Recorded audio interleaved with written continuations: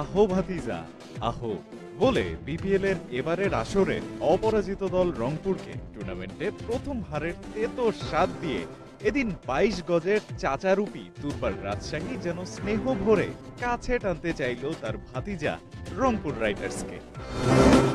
এখানেই শেষ না, তাদের ফেসবুক পোস্টে দেখা গেল রংপুরের রং মুছে দিচ্ছেন রাজশাহীর প্লেয়ার রায়ান বার্ড, যিনি হয়েছেন আজকের ম্যান অফ দ্য ম্যাচও। সঙ্গে দু লাইনের অমোঘ বাণী, রং মুছে গেছে দেয়ালের, দুর্বার যখন ফর্মে, প্রতিপক্ষ তখন অন্ধকারে। সত্যিই তো, এ ম্যাচের আগে কজন ভেবেছিলেন দুরন্ত ফর্মে থাকা উড়ন্ত রংপুরকে মাটিতে নামাবে দুর্বার রাজশাহী? তবে মাঠের খেলায় হয়েছে সেটাই।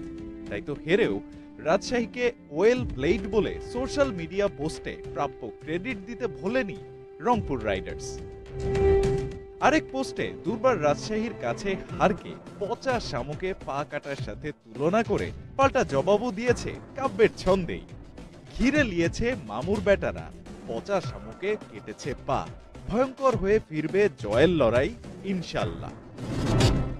মাঠের খেলা তো বটেই, মাঠের বাইরের কথার লড়াই দিয়ে বিনোদনেও এবারের বিপিএল যে বেশ জমে উঠেছে তা হয়তো বলাই যায়।